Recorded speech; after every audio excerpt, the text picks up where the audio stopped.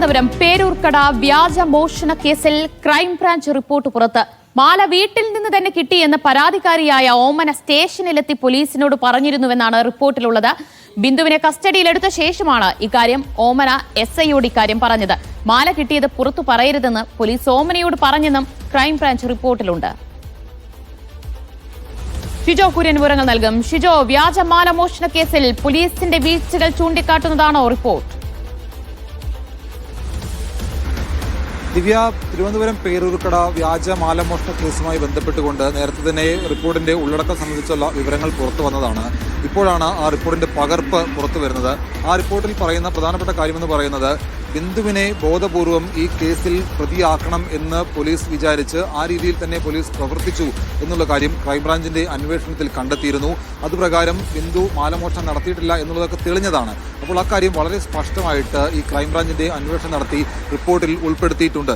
അതായത് ഈ മാല കാണാതെ പോയതിന് പിന്നാലെ ഓമന ഡാനിയൽ പോലീസിൽ പരാതി കൊടുക്കുന്നു.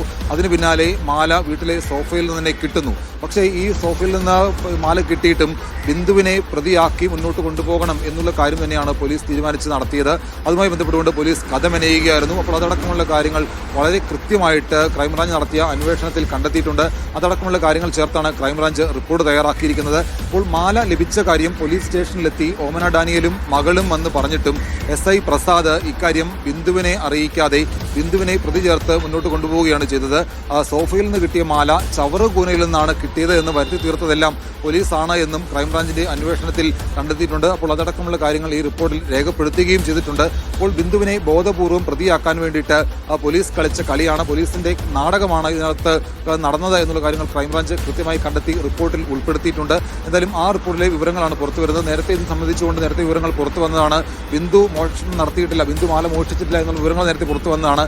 അതെല്ലാം വളരെ കൃത്യമായിട്ട് ക്രൈംബ്രാഞ്ച് നടത്തിയ അന്വേഷണത്തിൽ കണ്ടെത്തുകയും അത് കൃത്യമായിട്ട് റിപ്പോർട്ടിൽ ഉൾപ്പെടുത്തുകയും ചെയ്തിട്ടുണ്ട്. അതിനകത്ത് പറയുന്ന ഏറ്റവും പ്രധാനപ്പെട്ട കാര്യം, പോലീസുകാർ ബിന്ദുവിനെ പ്രതിയാക്കണം എന്നുള്ള ലക്ഷ്യത്തോടു കൂടി തന്നെ പ്രവർത്തിച്ചു എന്നുള്ളതാണ്.